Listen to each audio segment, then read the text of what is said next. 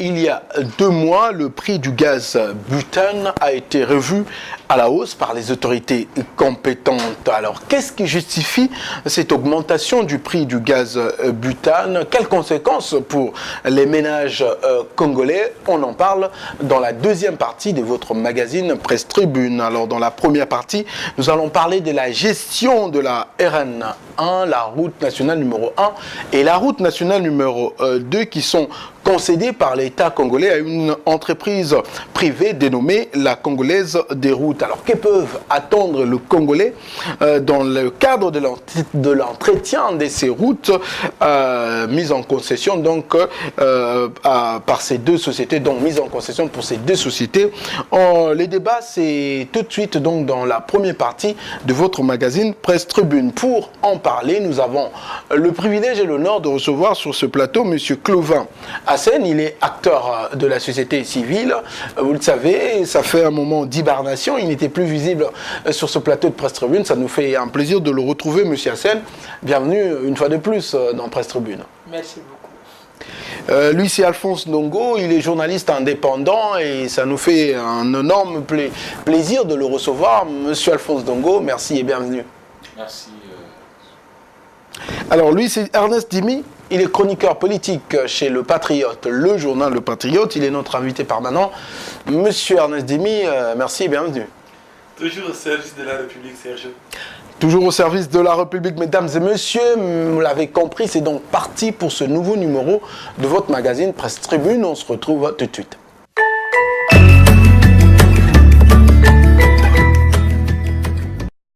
De retour donc sur ce plateau de Presse Tribune, comme veut la tradition, on va commencer par le fait de l'actualité marquant de la semaine. Alors je vais donner la parole à Monsieur Hassen. Qu'est-ce qu'on retient pour vous de l'actualité de la semaine?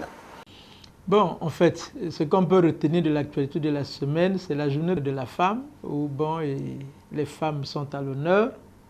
Donc on espère qu'ils vont profiter de cette journée pour débattre de leur situation en tant que femmes et de voir l'avenir, comment elles, en tant que femmes, comptent agir pour que leur place soit respectée dans le Conseil des Nations et qu'elles travaillent de plus en plus pour que leur image s'améliore et soit toujours respectée. Voilà tout ce que je peux dire pour cette journée. Merci beaucoup, Alphonse Ndongo. Qu'est-ce qu'on retient pour vous? Eh bien, évidemment, je vais peut-être aborder dans le même sens. C'est quand même la fête du 8 mars qui me marque. Je souhaite que ce ne soit pas seulement le caractère festif auquel on est souvent habitué, avec des femmes qui mettent beaucoup plus en exergue le pain, c'est tant mieux. Mais je pense qu'il y a mieux à faire lorsqu'on sait très bien que nos jeunes sœurs, ou de manière générale, la jeune femme congolaise a besoin d'évoluer qualitativement sur le plan des idées. Dans un monde aujourd'hui où vous voyez les femmes jouer le premier rôle, s'il n'y avait pas Michel, je pense qu'Obama serait président, le premier noir à être président des États-Unis. Donc c'est montrer toute l'importance de la femme qui doit non seulement jouer le rôle de mère, de sœur, de conseillère, mais en même temps, et pour le faire, il faut avoir quand même, comme on dit, un certain background. Et donc je souhaite que, au-delà du caractère festif, que les femmes qui sont plus érudites essaient d'apporter un peu plus de leur connaissance à leurs jeunes sœurs en les éduquant, et je pense que c'est comme ça qu'on peut tous atteindre l'émergence tant souhaitée, même si je ne suis pas sûr que ce sera en 2025. D'accord, on va terminer avec Ernest Dimi pour cette partie de fait de l'actualité de la semaine. Alors Ernest, qu'est-ce qu'on retient pour vous? Pour moi, on retient toujours, c'est vrai que ce n'est pas cette semaine que cette histoire a eu lieu. Moi, l'actualité, c'est Kélé. Et c'est mort brutale, parce qu'on avait appris la mort d'un enfant au poste de gendarmerie de Kélé dans la cuvette ouest.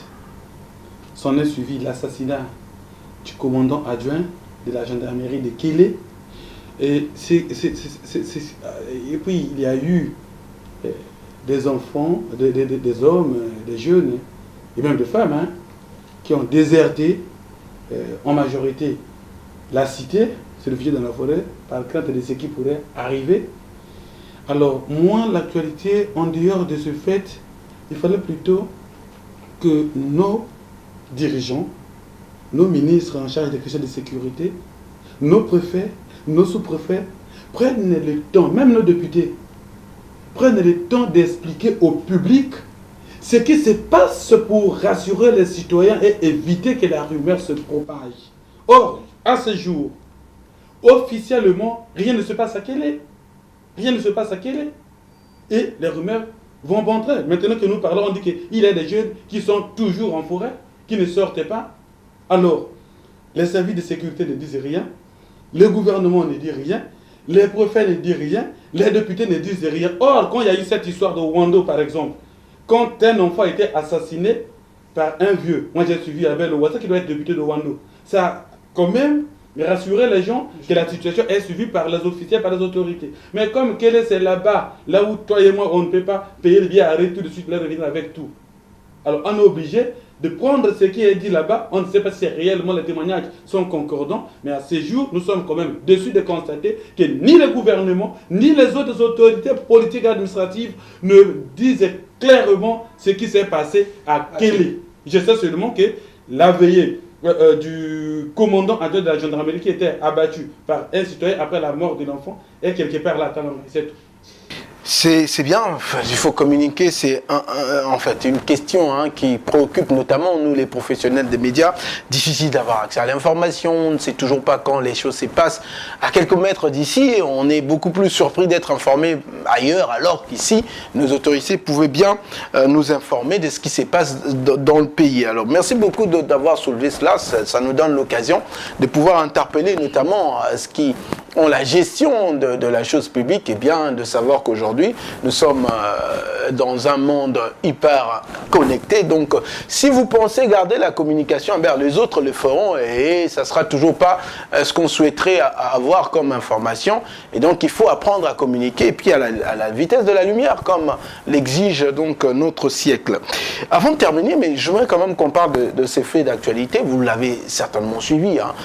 Je demanderai à qui veut commenter cette actualité. C'est en fait la condamnation de André Okombi Salissa. On savait qu'on attendait son procès. Le procès a eu lieu et bien le verdict est tombé. 20 ans d'emprisonnement. Hassen, un mot à dire par rapport à cette actualité? Bon, en ce qui concerne l'actualité... je signale que rapidement, parce qu'on va rentrer, vous avez une minute pour commenter ça. Oui, monsieur Okombi, ce que je peux dire, bon, le procès a eu lieu, le verdict est tombé. Maintenant, pour moi, je me tourne vers le président de la République, qui est le père de la nation, que pour l'intérêt de la paix, il est utile maintenant qu'il utilise tous les mécanismes qui lui sont conférés par la Constitution pour que ces personnes, dans les jours à venir, soient libérées. Pourquoi? On a vu, par exemple, l'intumie qui ont eu dans la partie poule, a entraîné beaucoup de morts d'hommes, des jeunes, des officiers sont partis comme ça dans ce pays. Pour l'intérêt de la paix, le président a eu à pardonner et on a fait la paix, la réconciliation, ils sont là d'ailleurs. Donc, il ne faut pas qu'il y ait une justice peut-être deux poids, deux mesures. Le fait qu'il a pris le courage de pardonner pour l'intérêt de la paix, ceux qui ont eu à tuer des gens, donc la justice a fait son travail. Maintenant, nous demandons au président de la République qu'il use de ses droits, comme il est le père de la nation, pour libérer ceux que, par grâce, gracier André Okombi Salissa, gracier Mokoko, pour que le climat politique soit à la normale et que, même s'il y a des gens qui pensent que c'est l'injustice, mais au moins que le président balaye ça pour que le pays reprenne à nouveau. Voilà mon point de vue en tant que citoyen. D'accord, Alphonse Dongo? Je préfère me taire. D'accord, on vous le concède, Ernest Demi? Bon, moi je crois que l'affaire Okombi Salissa a été suivie par tout le monde ici. Et la justice a rendu son verdict. Je ne commente pas la décision de la justice parce que ce n'est pas mon droit, ce n'est pas mon devoir, mais je constate seulement que le procès a pris fin avec la condamnation d'André Okombi Salissa à 20 ans, je crois, des travaux forcés. Et je regrette plutôt le fait que vers la fin du procès, que les avocats d'Okombi Salissa aient pratiquement quitté la salle. Je crois, étant donné qu'ils avaient commencé un processus, il fallait aller jusqu'au bout et peut-être à la suite de la décision de la justice engager un pouvoir en cassation pour peut-être ressusciter d'autres questions qui devaient être évoquées qui permettront peut-être de revoir la peine infligée au Kombi Salissa, mais je crois que les magistrats qui ont rendu cette décision l'ont fait en âme et conscience selon les règles de la justice, selon les règles de l'art. Mais moi, là également, oui, je l'ai dit et je l'ai toujours dit, Hassan l'a d'ailleurs dit, je crois que le pays a besoin aussi que les choses soient pratiquement au même diapason pour tout le monde. Je l'ai toujours dit sur tous les plateaux où je passe, Toumi a eu des choses représentables par des 70 militaires qui auraient été tués dans le pool pendant ces histoires. On ne compte pas les civils, on ne compte pas les enfants. Le CFCE a eu des problèmes. La route Pointe-Noire-d'Olivier a aujourd'hui, jusqu'à aujourd'hui, un pont qu'on est en train de chercher encore à rafistoler après, à cause de ces histoires qui ont été engagées par Toumi et les autres. Alors, ils sont libres au nom de la paix. Je crois aussi qu'il ne faudrait pas qu'on passe également trop de temps à laisser au Kombi et l'autre c'est qui? Jean-Marie Michel Mokoko. Mokoko et Dabira, j'ajoute en prison, parce que ceux-là ont dit dans l'intention de faire un coup d'État, déstabiliser le pays, mais et celui qui a tué, et celui qui a cassé le pays du point de vue économique, alors il est libre et que les autres... Donc je crois qu'il faut une certaine harmonisation dans l'application, dans l'appréciation des choses de la République. D'accord, j'espère que vos messages sont passés. Maintenant, on va parler de ce qui nous intéresse aujourd'hui. On a parlé de la mise en concession de la route nationale numéro 1, mais aussi la route nationale numéro 2, parce que ça, on a vu le président de la République aller de l'autre côté plutôt pour inaugurer cela, mais on attend aussi la mise à niveau de la route nationale numéro 2 pour que la société, la congolaise des routes, puisse s'en occuper. Alors moi, j'aimerais avoir votre réaction. Il s'est dit beaucoup de choses sur cette mise en concession. Alphonse Dongo, je suis très heureux de vous donner la parole, parce que je me rappelle, au cours de cette émission, vous avez toujours dit qu'il ne faut pas avoir peur de travailler avec le privé. On sait bien que l'État gère mal et on se pose toujours des questions sur la gestion de nos routes, parce que nous avons nos routes qui se dégradent, mais on n'a toujours pas l'impression que cela est pris en compte pour l'entretien. Et maintenant qu'il y a une société privée qui va s'occuper de la route nationale numéro 1 et 2, j'espère que c'est une bonne chose pour vous, parce que vous l'avez toujours dit en tant que connaisseur des questions économiques. Je ne suis pas ultra-libéraliste pour penser que c'est absolument bien de tout confier au privé. L'État peut aussi bien gérer, ça se fait dans certains pays, pourquoi pas au Rwanda, ça se passe, ou bien au Kenya.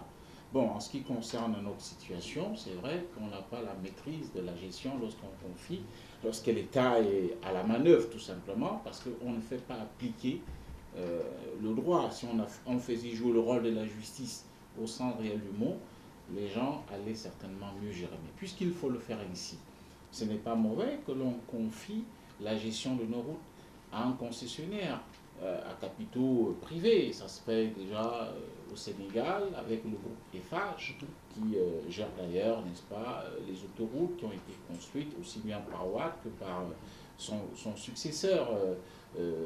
Et ça se fait aussi en Côte d'Ivoire.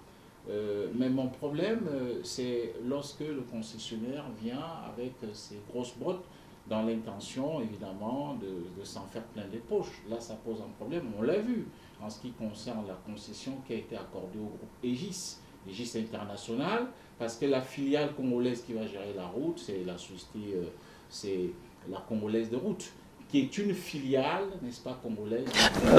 On peut se dire que ce n'est pas une filiale, c'est beaucoup plus la mise en commun des actifs entre la China State et Aegis, donc des sociétés, une société chinoise et Aegis qui est une société française. Juste avec aussi comme actionnaire l'État congolais. Ouais. Donc toujours est-il que ce sont des privés, mais c'est Aegis qui est, comme on dit, le partenaire technique en termes de gestion. Maintenant, au niveau de la partition du capital, on sait qu'il y a une société qui est majoritaire, sous la formule, je crois, de CEGEC, quelque chose de ce genre. Bon, on va observer, on va voir ce que, évidemment, cela va rapporter. il y a déjà eu des grincements de dents, heureusement qu'il y a eu le... On va parler des grincements des dents, je sais de quoi vous faites allusion, mais je veux quand même qu'on regarde sur la forme hein, de cette concession. Je posais la question à monsieur plutôt Hassen. On voit bien que l'État, dans sa volonté de pouvoir pérenniser, parce que c'est ça la grande question. Nous avons de routes, mais on a du mal à pérenniser cela. Et à pérenniser cela, donc on donne la concession à une société. On parle ici de deux sociétés, China State et puis l'autre société Aegis, et qui vont travailler dans ces sens. Alors moi, je veux quand même voir votre regard, parce que nous, selon les informations, dans la convention qui unit le Congo, l'État congolais avec ces sociétés, nous avons ce qui ressort, c'est-à-dire ces sociétés ont le devoir de pouvoir entretenir ces routes. Pour vous, c'était important qu'il y a vraiment cette notion, parce que l'entretien pose problème au Congo. Bon, en fait, ce qui est sûr, c'est que c'est de la responsabilité du gouvernement de concevoir sa politique économique.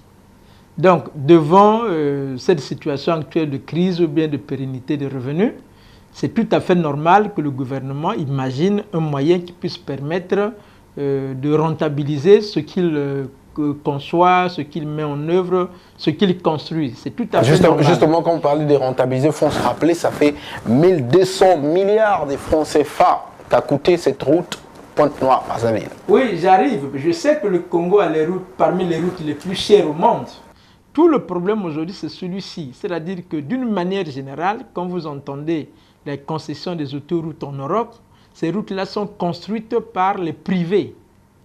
Sont construites par les privés d'une manière générale et ils les gèrent jusqu'à récupérer. L'État veille sur le plan technique, l'État veille sur l'application comme un contrôle, les contrats, jusqu'à ce que la société ne soit pas trop bénéficiaire pour éviter qu'ils en tirent trop profit.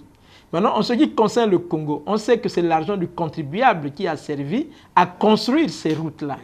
Bon, c'est comme quelqu'un qui construit une maison avec son argent et pour y habiter, on lui dit qu'il faut louer. C'est à peu près le même phénomène. En ce moment-là, ce qu'il faut savoir, c'est vrai, à cause des problèmes qu'il y a, on a vu, c'est les gens qui s'enrichissent, c'est les factures qu'on fait à côté pour récupérer l'argent dans ces péages. On voyait comment les choses se passaient. Le gouvernement donc ne pouvait pas continuer à laisser comme ça. Il a pris une décision qui est bonne, mais toute la question, c'est de voir sur le plan législatif. Est-ce que le Congo, parce qu'ailleurs, quand ça se fait, ça veut dire qu'il y a une loi déjà qui encadre tout cela. Est-ce qu'au Congo, il y a une loi qui encadre sur le plan des concessions des routes? Ça, c'est un premier élément. Un deuxième élément, c'est en ce qui concerne la répercussion, parce que la société voudra quand même faire des bénéfices. Ils ne vont pas travailler avec tout ce qu'ils vont mettre parce que, comme tu le dis, ils auront la responsabilité de faire l'entretien. C'est tout à fait normal, sinon à quoi ça sert la concession? Non, le vrai problème, c'est que est-ce qu'ils vont rembourser les 1200 milliards qui ont coûté et qu'a coûté cette route à l'État congolais, parce que ça devient comme une concession, c'est presque comme une appropriation de la chose qu'on vous donne. Non, mais une chose, il faut préciser, une concession n'est pas une appropriation qu'on donne. Hein. C'est comme on dit, justement, la gestion. La gestion, c'est pas à cette société de rembourser, mais plutôt de gérer ces 30 ans d'ailleurs. Donc après 30 ans, cela reviendra à l'État congolais. Mais vous soulevez une question, on va en parler. Moi, je veux quand même, sur cette ronde, terminer avec Ernest Dimi pour parler, selon des sceptiques. Hein. Alors, des sceptiques, moi, j'ai quand même pu avoir accès à cette convention, mais pas totalement. Mais il y a quand même des gens qui ont fouiné en tout. Parle de cette question que l'État a mis beaucoup d'argent, je l'ai dit tout à l'heure, 1200 milliards de francs CFA. Mais comment comprendre mettre en concession à une société qui n'aura que l'obligation d'entretenir cette route? Et que va devenir les trésors publics si rien n'est prévu pour qu'un peu d'argent rentre dans les trésors publics? Est-ce que finalement on n'est pas dans un marché de dupes ou alors dans un contrat plutôt léonin?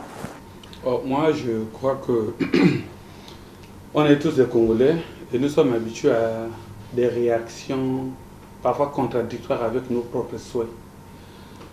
Vous voyez, je doute aussi que l'État peut s'engager comme ça à prendre la route qu'il a construite pour ses citoyens et donner à un particulier en faire ce qu'ils veulent. Je n'ai pas lu, je vous avoue, je n'ai pas pu accéder à la convention qui lie le Congo avec China State et Aegis International. Aegis. Oui. Mais je crois qu'il faut repartir dans les termes de la concession. Vous avez vu, nous avons eu une compagnie ici. Par exemple, excusez-moi, ça va me couper la parole. On a vu le même contrat, la concession avec la société Afrique Paysage, le contrat a été entré en vigueur en juin 2018. Et là, c'est clair, on sait bien que le Congo, par exemple, la société Afrique Paysage a 65%, le Congo retire 35%. Mais le problème, c'est qu'avec ce contrat, c'est vrai, vous le dites si bien, il faut le rappeler aux téléspectateurs, moi non plus, j'ai pas eu accès à tout ce détail, j'ai juste essayé de voir le contrat, mais pour d'autres personnes, on se pose cette question parce que cela n'a pas été dit. Que gagne le Congo dans ces contrats? Au-delà de l'entretien de la route. Le Congo gagne le pourcentage qui lui revient des droits dans ces contrats. C'est là le grand problème de ne pas avoir eu accès à la convention entre le Congo et sa société. Vous croyez, entre nous, vous croyez que l'État a construit la route et il donne comme ça, vous pouvez prendre la place pendant 30 ans et je ne gagne rien, c'est juste l'entretien? Non. Moi, je crois que j'étais dans la mission, la dernière inspection technique faite par les services des grands travaux et les départements techniques. Comme il y a affaire de placement, on a eu à l'interroger, Jean-Jacques Bouya, bien sûr, à l'interroger sur le pont, sur la rivière Djoué, sur la route allant à Pointe-Noire. Alors, il a donné quelques détails. Le premier principe, c'est quoi? C'est que nous avons toujours des problèmes de pérennisation des infrastructures routières dans ce pays. Vous avez la route du Nord qui est pratiquement morte sur une bonne partie parce qu'effectivement, faute d'entretien. Alors, comme il faut avoir une approche selon laquelle la route doit entretenir la route doit pérenniser la route, il faut qu'il y ait quelqu'un qui est expert en ces matières, un privé qui est totalement dévoué à cette tâche. C'est le même problème pour ne pas retomber dans le même problème que nous avons eu avec les sociétés d'État ici. Je parle par exemple de cette histoire de transport. Les bus sont là, mais ça tourne toujours à peine parce que nous savons que l'État c'est un mauvais gestionnaire, personne ne contrôle personne. Donc moi je crois que la concession déjà a été évaluée à 30 ans parce qu'on suppose qu'en 30 ans, la société aura réalisé des bénéfices qu'elle devrait réaliser et l'État cesserait de trouver pour qu'on revoie, soit pour concéder à une autre personne ou pour que ça devienne. Parce que n'oubliez pas que l'État en concession cette route n'a peut-être pas encore payé tout l'argent à la société qui a conçu cette route. Alors il faut que dans cette concession, qu'en dehors de l'argent qui revient à l'État, une partie doit lui permettre de payer, de finaliser la dette, si il y en a encore pour la concession de cette route. Et il faut seulement se rappeler, je vais vous donner la parole, que dans ce 30 ans-là, selon les informations, la société aura l'obligation de pouvoir refaire chaque 10 ans la surface roulante de cette route, parce qu'il faut savoir que la surface roulante est toujours usée après une certaine année, mais on va essayer de voir ça dans l'action. Alors moi je veux revenir à ce que vous disiez tout à l'heure, vous parlez des populations, parce que mettre en concession, c'est vrai, c'est une bonne chose, mais il faudra que cela ne puisse pas impacter dans le social des populations. Vous allez faire allusion aux tarifications que nous avons vues avant, qui semblaient doubler. Mais la bonne nouvelle est que maintenant, actuellement, nous avons fait un tour là-bas, ben les tarifications sont revenues à la normale. Ça veut dire que les véhicules, c'est... C'est pour 6 mois, c'est pas éternel. D'accord, raison pour laquelle je donne la parole, les véhicules, comme on dit Tarsi, c'est 500 francs comme d'habitude. Ça veut dire que il faut pas se plaindre sur ce point de vue. Je suis quelque peu, c'est vrai, je ne sais pas, le Congo a une vocation de pays de transit. Ça veut dire que cette route est une route d'intérêt communautaire, puisqu'elle devrait desservir, pourquoi pas, l'Est du Cameroun, le Tchad en passant par la République centrafricaine. Et donc, pourquoi pas, évidemment les Gabon. Donc, évidemment le Gabon. Lorsque je vois que le Congo, bon, c'est pas mauvais d'accorder une concession à une entreprise, mais je vais dire une chose.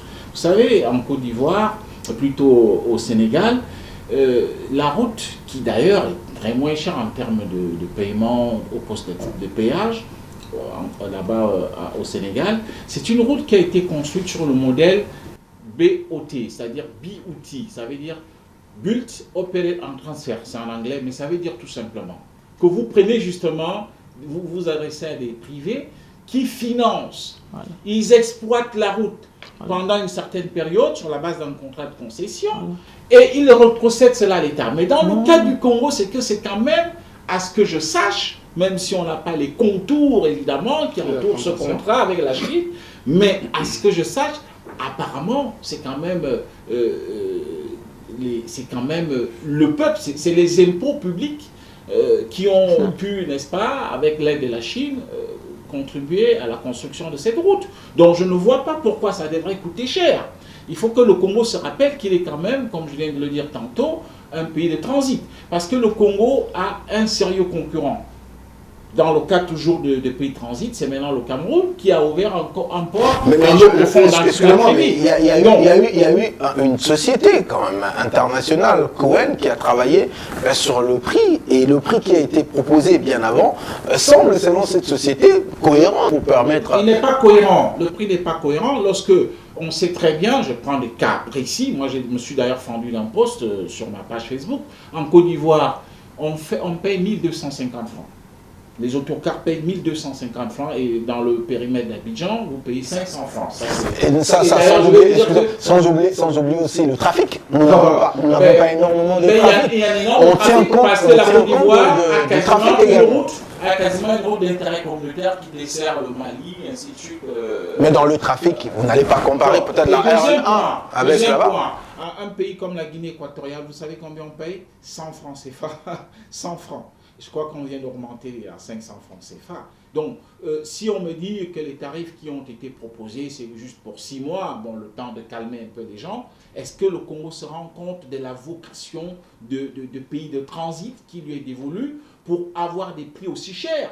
Et moi, je comprends. Il y a aussi un autre problème dans cette société de concession, et c'est ce que nous ne connaissons pas, c'est vrai, c'est une société anonyme, lesquels se cachent derrière, en dehors des JC de l'État congolais. Quel est le consortium qui se cache derrière c'est quelque chose de ce genre? Mais vous parlez de l'État congolais, l'État congolais, selon mes informations, il s'agit bien de China State et de... derrière les Chinois, on ne sait pas lesquels se cachent derrière les Chinois, vous comprenez? Donc moi je ne veux pas que ce soit des gens qui se fassent du beurre sur le dos des pauvres consommateurs, parce que c'est vrai, les prix vont coûter cher, mais vous savez comment ça va se faire? Ça va se répercuter sur le consommateur. Donc le transporteur, ceux qui font, n'est-ce pas, le commerce de marchandises, ils vont répercuter ça sur les consommateurs. Et tant pis pour l'inflation en ces temps d'austérité. Merci beaucoup, mais justement, je profite de cette occasion pour rassurer des Congolais, vous serez d'accord avec moi, parce que les prix actuellement, ce sont des prix le même qu'il y avait avant. C'est-à-dire qu'il n'y a pas eu augmentation. Mais c'est pareil, dans 6 mois, dans un an, on va en reparler dans 6 mois. Allez-y, monsieur Assel. En fait, ce que je voudrais dire sur cette question, non. En fait, la réalité est celle-là. Les citoyens doivent apprendre à faire face à la réalité économique. Je sais que c'est dur à entendre, parce que le Congo ne va pas continuer de vivre dans les subventions, de subvention en subvention, sans limite.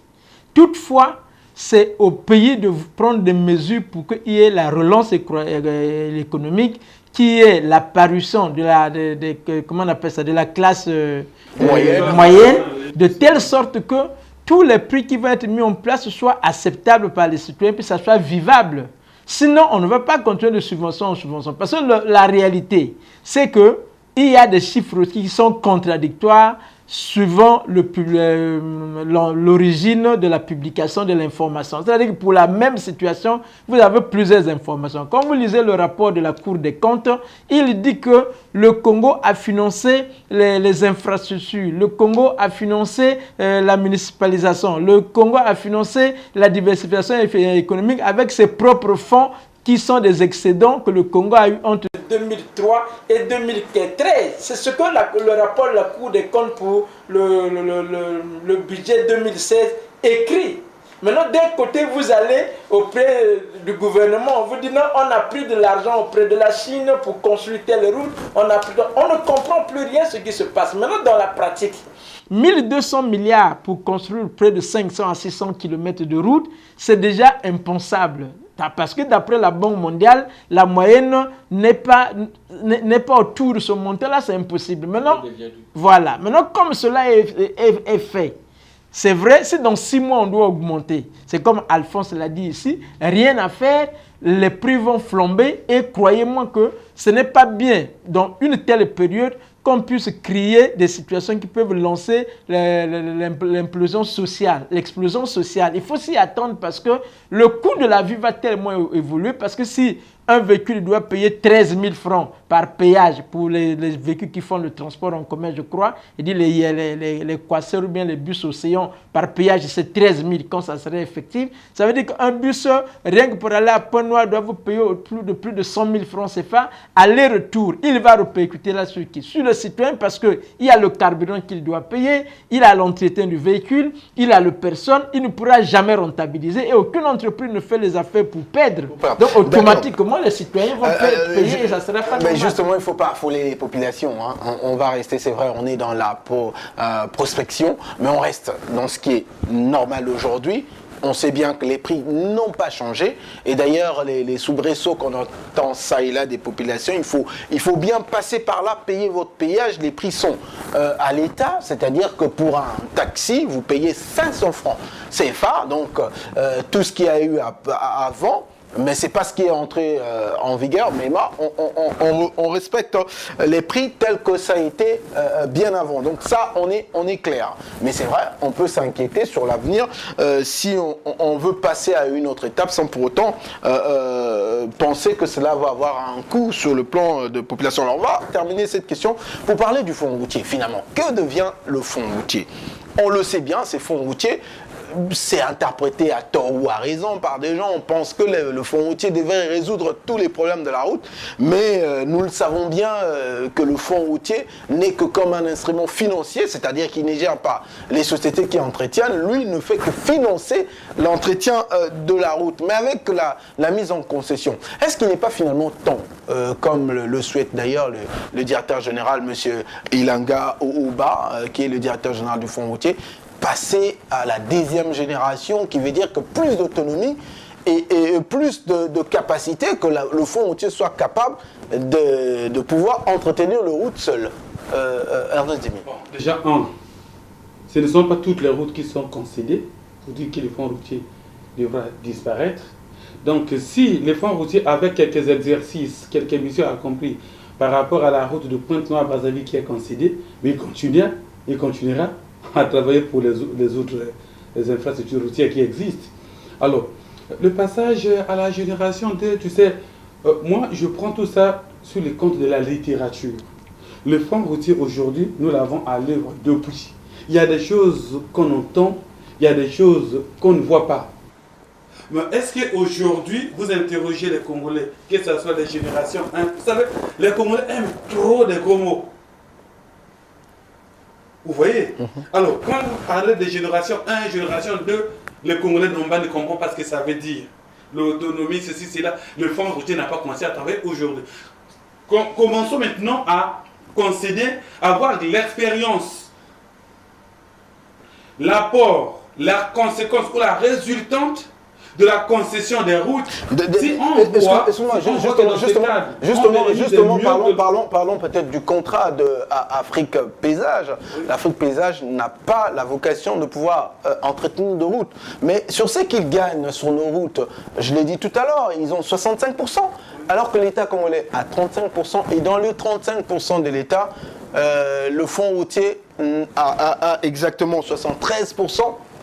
Et dans ce 73%, ça pose un problème parce qu'entretenir une route, c'est quand même quelque chose. Alors que les droits qui sont reversés au fonds routier ne sont jamais là. Vous pouvez vous faire passer pour l'avocat du fonds routier. Non, je ne suis pas l'avocat, je vous donne juste des chiffres pour réfléchir. C'est que les Congolais savent que ce n'est pas aujourd'hui que le fonds routier a commencé à exister. C'est ça le drame du Congolais. Quand on veut essayer une autre expérience, alors on commence à agiter les anciens systèmes. Non, le fonds routier a montré aussi quelques limites. Il doit avoir des difficultés là-bas. L'argent ne lui est pas réversé comme il se doit. Mais laissons quand même le temps à l'État d'essayer une autre possibilité pour essayer de pérenniser les ouvrages. D'où les gens sont en train de mourir. Alors, est-ce que c'est par pitié du fonds routier ou de quelqu'un qui travaille au fonds routier qu'on doit continuer à être dans cette situation? Non. Même Afrique Paysage auquel vous faites... Comment Paysage?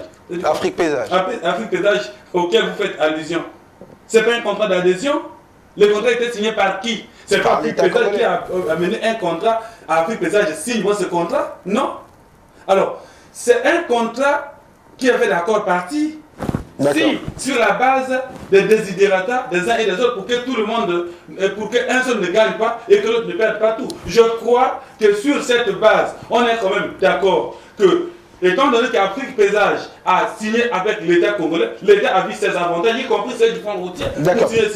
Allez-y, monsieur Sur cette question, je voudrais quand même dire qu'il y a un problème de transparence dans tout ça. Vous savez, ceux qui gèrent, ils gèrent pour le compte des citoyens.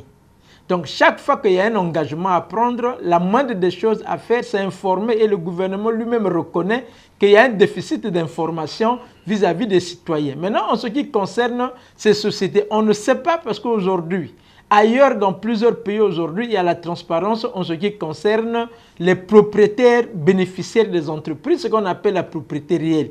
Qui sont derrière de ces entreprises? Quels sont les bénéficiaires finaux de ces entreprises? Parce qu'on les crée, on voit qu'il y a des partenaires qui arrivent, une société créée, on dit c'est la Chine, on dit c'est l'Italie, mais au final, quand vous regardez, quels sont les propriétaires réels? Le gouvernement a pris l'engagement de publier que désormais, ils doivent faire de telle sorte que, même sur le site internet, que les gens, les citoyens, les formations sur les propriétaires réels des entreprises. Mais en théorie, dans la pratique, on attend que le gouvernement puisse réellement publier les listes de tous ceux qui créent les entreprises, les propriétaires, pour qu'on sache réellement lesquels sont derrière ces entreprises. Parce qu'au final, quand on regarde, on voit que c'est parfois les personnes, comment on appelle, politiquement exposées, qui sont eux-mêmes les propriétaires. Ça veut dire qu'il est là dirigeant, ils font venir d'autres personnes qui rentrent, qui prennent ces actions et on ne comprend pas. On n'accuse personne, mais la pratique au niveau mondial, on a constaté ça. C'est pour éviter ça désormais qu'on demande que la propriété réelle soit vraiment connue. D'accord, on va terminer avec Alphonse Ndongo pour passer à notre deuxième thème, parce que le temps va tellement vite. Alors je parlais de fonds routiers, on le sait bien, il y a des experts qui ont parlé que la structure telle que présentée actuellement ne peut pas être compétitive, parce que d'autant plus que le fonds routier n'est que comme on dit, les financiers. Il ne fait que financer, il ne contrôle rien. Alors si on veut un fonds routier compétitif, il faut qu'il passe à la deuxième génération, parce qu'on concède à des sociétés, ils vont faire comme on dit, ils vont entretenir sur base de quoi? Il faut qu'il y ait une structure d'État qui dise vous allez entretenir sur base de ça et ainsi de suite. Et on sait bien que, notamment les fonds même qui devraient être reversés aux fonds routiers ne sont jamais reversés. Comment on appelle ça? Des contreventions de la route et tout le reste ne sont jamais, et même sur l'exploitation des forêts, ne sont jamais reversés aux fonds routiers. Pour moi, je pense, peut-être, en mon analyse, et ça je vous pose la question, comme étant un économiste averti, est-ce qu'il n'est pas temps de passer à autre chose que le fonds routier actuel que nous avons? Non, l'État ne devrait pas absolument se départir de ses missions aussi, de ses missions sociales, n'est-ce pas, vis-à-vis des populations. Parce que si l'État concède tout à des privés, et comme l'a dit Hassan tout à l'heure, bon, c'est des privés, si c'est des privés qui sont nantis d'une forte expérience, qui sont des gens qui jugent d'une certaine indépendance, qui sont des gens assez transparents, le problème ne se pose pas, mais lorsqu'il s'agit des gens qui se cacheraient derrière ces privés, ça peut poser problème.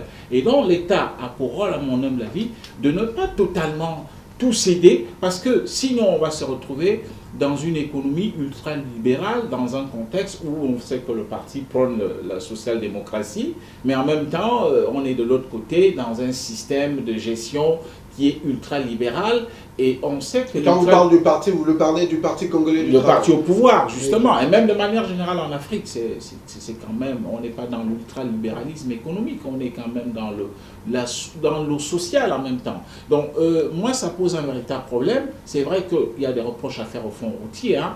On le sait très bien, oui, des problèmes, des fonds qui ne leur sont pas restitués. On sait très bien aussi que souvent le ministère de tutelle gère quasiment les fonds au cabinet. Et souvent le pauvre directeur général est obligé de se plier. Et on a aussi vu quelquefois dans des simples barrières que nous voyons ici sur la Nationale 2, vous voyez des tickets, on vous tend des tickets qui sont manuels. J'ai même ouï dire qu'il y avait même des tickets parallèles qui se faisaient dans des petites imprimeries de la place. Donc, si aujourd'hui l'État constate toutes ces choses, l'État a le devoir de ne pas abandonner le fonds routier, qui est son instrument, au profit absolument des concessionnaires, du concessionnaire qui est là au-dedans des partenaires privés. Il faut que l'État renforce les capacités non seulement managériales, de contrôle, pourquoi pas, et même d'autonomie qui peuvent être dévolues à cette structure, qui va quand même s'occuper aussi, pourquoi, d'autres routes parallèles, parce que les concessionnaires, je crois qu'ils vont gérer la nationale 1, la nationale 2, mais il y a quand même d'autres moyens, à mon avis. Il faut renforcer dans les capacités managériales et surtout techniques, et renforcer l'autonomie de cette structure. Ça, il faut le faire. Si l'État ne le fait pas, où sera le social? Parce qu'à un moment donné, on sait que les concessionnaires, qu'on le veuille ou non, ils vont certainement, pourquoi pas, appliquer des prix et des contrôles qui vont certainement agacer les usagers, et ça va se répercuter au niveau du consommateur final que nous sommes, vous et moi. Et donc, à ce niveau, j'estime que l'État ne peut pas aujourd'hui privatiser à tout go. Il faut aussi renforcer, donc, n'est-ce pas, l'autonomie, pourquoi pas, du fonds routier, mais aussi, il ne faut pas oublier, au-delà de tout cela, il faut faire jouer le rôle de la justice. Une justice, n'est-ce pas, bien indépendante, c'est-à-dire qui se pratique dans un contexte de la séparation de pouvoir tel que prévu par Montesquieu, qu'il n'y ait pas l'influence de l'exécutif sur le judiciaire. Si cela fonctionne normalement, ça veut dire que si un directeur général ou je ne sais pas qui est soupçonné de prévarication, n'est-ce pas, de deniers publics, d'accord. La justice joue son rôle. Okay. Et en ce moment, les gens vont se mettre au travail. On n'aura même pas trop besoin d'avoir des concessionnaires qui viennent encore, n'est-ce pas, d'accord. Beaucoup de difficultés. Merci beaucoup, on va terminer. Et donc on a terminé ce sujet, on va passer à notre deuxième sujet. Je rappelle qu'on parlait, mesdames et messieurs, de la concession donc des routes nationales numéro 1 et 2 par des sociétés privées, notamment la Congolaise des routes, mais également parler de l'avenir donc du fonds routier qui reste toujours un acteur incontournable dans ces questions d'entretien de route au Congo Brazzaville. Merci pour vos éclairages. On va passer à notre deuxième thème. On va parler de l'augmentation du gaz butane qui pose un problème aux ménages du Congo et on en parle tout de suite.